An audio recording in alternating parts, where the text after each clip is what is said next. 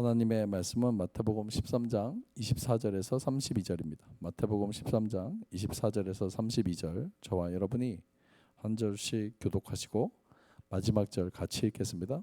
마태복음 13장 24절에서 32절 교독하시겠습니다. 예수께서 그들 앞에 또 비유를 들어 이르시되 천국은 좋은 씨를 제 밭에 뿌린 사람과 같으니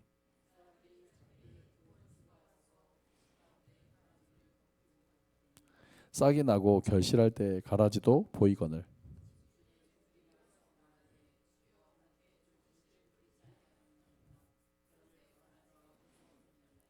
주인이 이르되 원수가 이렇게 하였구나. 종들이 말하되 그러면 우리가 가서 이것을 뽑기를 원하시나이까.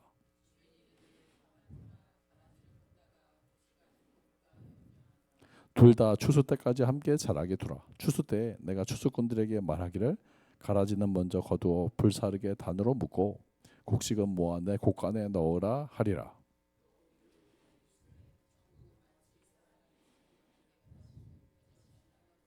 같이 읽습니다. 이는 모든 씨보다 작은 것이로되 자란 후에는 풀보다 커서 나무가 되매 공중에 새들이 와서 그 가지에 깃들이느니라. 아멘. 오늘 수요예배 오신 여러분들 모두 위에 곡식의 은혜가 함께 하시기를 바랍니다.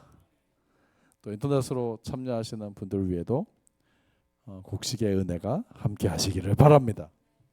천국 비유의 말씀이 오늘 본문인데요. 오늘 본문 앞에 보면 씨 뿌리는 자의 비유 이야기가 나와요. 우리가 지난 주일에 씨 뿌리는 자의 비유 이야기 주일 오전 말씀으로 함께 은혜 나눴는데 마태복음에 보면 씨 뿌리는 자의 비유 이야기에 이어서 이어지는 게 바로 오늘 본문입니다. 씨 뿌리는 자의 비유. 어떤 사람이 씨를 뿌리는데 길가에 떨어지니까 새들이 와서 먹어버리고 또 흙이 얇은 돌밭에 떨어졌는데 타서 죽었고 또 더러는 가시떨기 위에 떨어졌는데 가시가 그 기운을 막았고 마지막으로 좋은 땅에 떨어졌는데 그것은 100배의 결실을 맺었다. 여기서 중요한 것은 결실은 어디에만 있어요? 좋은 밭에. 지난주 설교 다 잊어버리신 거 아니죠? 좋은 밭은 좋은 밭은 좋은 마음입니다. 여러분 좋은 마음에 하나님의 말씀의 씨앗이 임하고 그 말씀으로 말미암는 풍성한 천국의 열매들 100배의 결실들이 임하는 것을 믿으시기를 바랍니다. 저는 여러분 속에 100배의 결실 이 땅에서도 복받고 있지만 또 천국의 열매들 하나님 나라의 풍성한 열매들이 가득하기를 축복합니다. 그리고 나서 이어지는 본문이 바로 알곡과 가라지의 비유예요. 예수님께서 씨 뿌리는 자의 비유 이야기를 마치시고 이어서 오늘 본문을 말씀하십니다. 또 비유를 들어 이르시되 천국은 좋은 씨를 자기 밭에 뿌린 사람과 같으니 사람들이 잘 때 그 원수가 와서 곡식 가운데 가라지를 덧뿌리고 갔더니 싹이 나고 결실할 때 가라지도 보였다. 어떤 사람이 좋은 씨를 자기 밭에 뿌렸는데 농사꾼들이 자기 밭을 사랑하잖아요. 자기 땅에 대한 애착이 심한데 그 땅에 좋은 씨를 뿌렸겠죠. 근데 나중에 보니까 가라지가 심 뿌리지도 않은 가라지가 자라고 있었다. 그래서 그 가라지를 보고 일꾼들이 질문했어요. 가라지가 왜 생겼죠? 그랬더니 주인이 말하기를 원수가 그렇게 했다. 원수가 씨를 뿌려서 가라지가 났다. 그래서 일꾼들이 주인한테 물었습니다. 우리가 가라지 뽑을까요? 그랬더니 가라지를 뽑다가 알곡까지 뽑으면 안 되니까 추수 때까지 기다리라. 추수 때가 되면은 곡식은 곡식대로 가라지는 가라지대로 묶어서 분류하겠고 심판할 것이다. 오늘 설교 제목 곡식과 가라지입니다. 한번 저를 따라서 선포해 보시기 바랍니다. 곡식과 가라지. 우리의 삶은 곡식의 삶인 줄로 믿습니다. 하나님의 곡간 안에 천국에 들어가는 곡식들이고 가라지는 불태워질 것들이죠. 오늘 본문 통해서 우리에게 말씀하시는 하나님의 음성에 귀를 기울이고 함께 은혜를 나누고 기도의 제목을 삼고자 합니다. 첫 번째가 세상의 밭에는 곡식과 가라지의 두 종류가 있습니다. 곡식 아니면 가라지죠. 근데 곡식은 하나님이 뿌리신 씨앗이고요. 주인이 뿌린 씨앗이고 가라지는 마귀가 뿌린 씨앗이다. 이 가라지라는 게 농사 해보신 분들은 아시죠? 피라고 불렀어요. 옛날에 피라고. 근데 팔레스틴 땅에서는 독초, 사람이 먹을 수 없는 그런 식물을 가라지라고 부릅니다. 이게 보통 귀찮은 존재가 아니죠. 뿌리지도 않은데 나가서 다른 곡식들의 영양분을 뺏어 먹으니까. 그래서 처음에는 밀처럼 보인답니다. 그래서 이것을 건드리지도 못합니다. 구별이 안 될 정도로. 근데 나중에는 보면 가라지예요. 이 가라지는 잘못 먹으면 사람이 구토도 일으키고요, 현기증도 나고. 그래서 밀과 가라지를 수확할 때 잘 구별해야 되고, 또 마지막 추수 때는 가라지가 섞이면 안 되니까 아주 꼼꼼하게 그렇게 분류하는 게 팔레스틴 농경 문화입니다. 이 가라지가 일단 구별하기가 쉽지 않고요. 또 가라지를 뽑다가는 밀도 뽑아버릴 수가 있고, 그래서 얽혀 있다는 거죠. 그래서 예수님이 말씀하시기를 추수 때까지 가만둬라. 가라지를 뽑다가 곡식까지 뽑을까 염려하노라. 추수 때가 되면은 좀 자라고 나서요, 그때는 구별이 확 됩니다. 초창기에는 구별이 잘 안 되는데 밀은 이삭이 주렁주렁 달려서 점점 고개를 숙이고요, 가라지는 줄기의 상부에 나달이 몇 개 달리기 때문에 아주 고개를 빳빳이 들고 있습니다. 그래서 추수 때가 되면은 곡식과 알곡과 가라지가 확연하게 구분이 된다. 그래서 추수 때는 알곡은 모아서 곡간에 들이고 가라지는 축정이와 함께 불태워 버린다. 이게 사실은 농사 이야기가 아니고 천국 비유에 대한 말씀이죠. 우리 주님 오시는 날이 우리에게 종말이고 또 심판의 날인데 하나님이 구별하신다. 천국과 지옥이 분명히 있다. 심판의 때가 이르면 알곡이 곡간 안에 들어가는 것처럼 믿음의 성도들은 천국으로 들어가고, 또 가라지가 불태워지는 것처럼 악인들은 하나님의 심판 때 지옥불에 타게 될 것이다. 이 가라지 비유를 통해서 두 종류가 있다. 교회 오시는 분들은 다 알곡이죠. 하나님 믿고 믿음으로 살아보려고 천국을 향해서 나아가는 믿음의 성도들인데, 세상에는 교회 와야 될 사람들이 있어요. 하나님 앞에 구원받아야 될 사람들이 있습니다. 여러분, 그 사람들을 위해서 기도하시면서 하나님 속히 구원해 주옵소서. 알곡의 삶이 되게 해 주십시오. 시간이 얼마나 빨리 갑니까? 세상에 가라지에 섞여서 가라지처럼 살면 안 되고 하나님의 곡간 안에 들어가야 되는데 하나님 속히 이루어 주옵소서.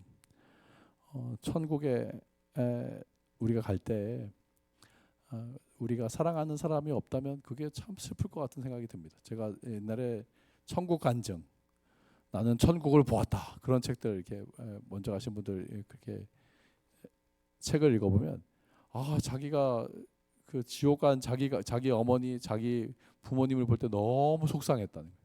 너무 슬펐다는 거예요. 그런 이야기들 보면서 여러분들, 이거는 천국과 지옥은 분명히 있죠. 하나님 나라와 지옥의 심판은 분명히 있습니다. 우리가 이 땅에서 이 땅에 살면서 천국을 바라보고 또 구원을 위해서 기도하시면서 하나님의 열매를 이루어 가시기를 예수님의 이름으로 축원합니다.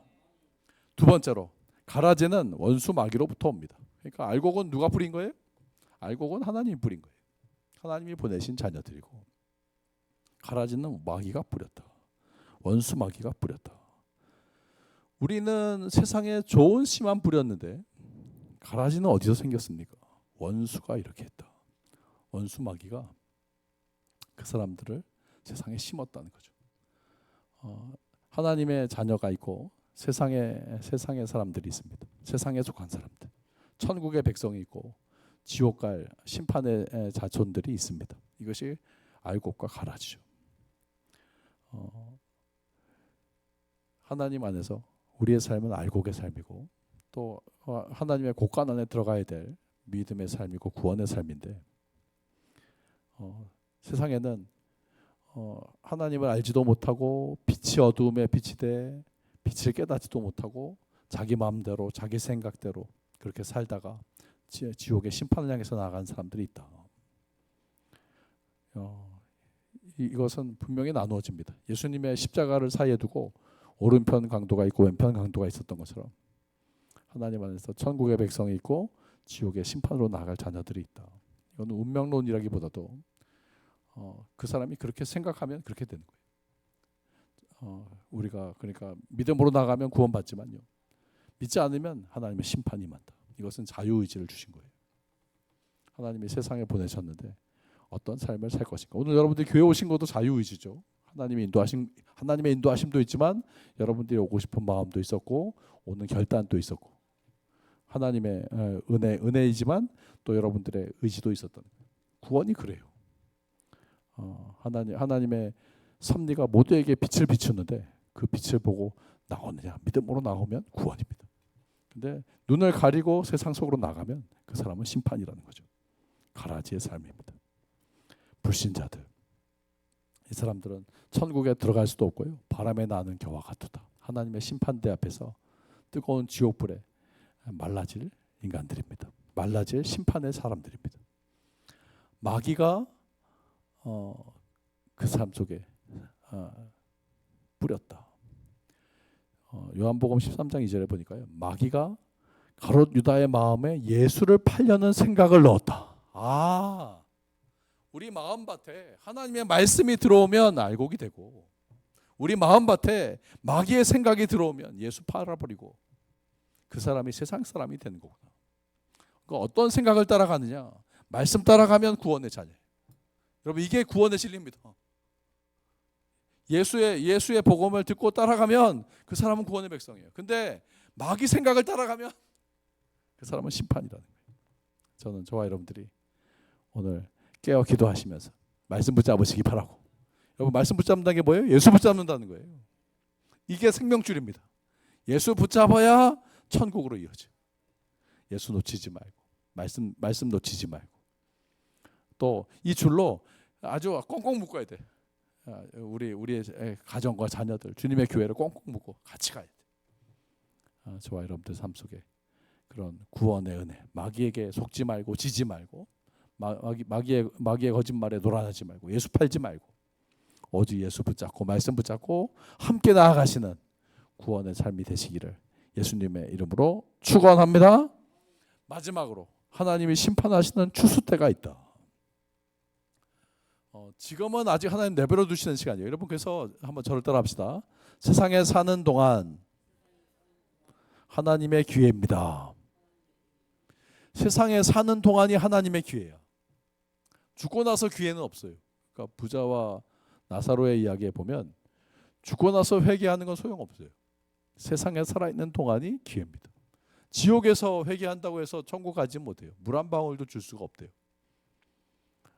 지옥에서 자기 형제들을 구원하기 위해서 나사로를 보내라 그러는데 그것도 거절당했죠. 이미 하나님의 종들이 있다고. 하나님의 선지자들 통해서 들어야 된다고. 죽은 사람이 와도 안 믿을 거라고. 뭐 거지가 다시 살아나서 전한다고 거짓말 듣겠냐고. 사람들이 완악해서 안 들어. 하나님의 종의 말도 안 들으면 그 사람은 안 듣는다. 중요한 것은 하나님의 하나님의 심판이 있는데 우리의 삶이 알곡의 삶으로 살아야 될 줄로 믿습니다. 가만두어라 가라지를 뽑다가 곡식까지 뽑을까 염려한다. 세상에 사는 동안에 곡식과 가라지가 섞여 있는데 언젠가는 주님이 부르시는 날이 있다. 심판하시는 날이 있다. 세상에 종말은 두 종류로 말씀드렸죠. 두 종류의 종말이 있는데, 하나는 우리 주님 오시는 지구적인 종말이 있고요, 각 개인에게는 죽음이라는 종말이 있습니다. 하나님 부르시는 종말이 그 개인적인 종말은 시간이 다 달라요. 누가 뭐 오래 살고 싶다고 해서 오래 사는 것도 아니고 하나님이 오라 그러시면 가는 게 인생입니다. 그 앞에 이제 주님이 심판하시는 날이 있다. 세상에 사는 동안이 기회고, 이 사는 동안에 말씀 듣고 따라가야 되고, 말씀 놓치면 심판이다.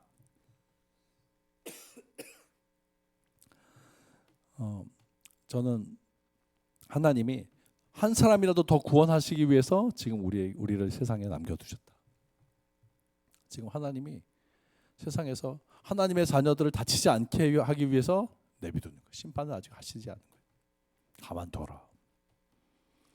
알고까지 다시 다 뽑을까 염려한다. 추수 때가 되면 그때 가서 곡식은 모으고 가라지는 심판하겠다. 그때 이어지는 뒷부분에 보면요, 의인들은 아버지 나라에서 해같이 빛난다. 이게 곡식의 삶이죠. 저는 여러분, 천국에서 우리의 삶이 어떤 삶인가? 눈물도 없고 고통도 없고 슬픔도 없고 질병도 없고. 제가 저희 어머니가 요양원에 계실 때 어머니를 항상 이렇게 투석을 하셔가지고 이렇게 몸이 부어 계셨는데, 요양원에 가셔서 천국 가시기 전에 젊었을 때 모습처럼 그렇게 잠깐 무슨 꿈처럼 환상처럼 어머니 얼굴을 봤어요.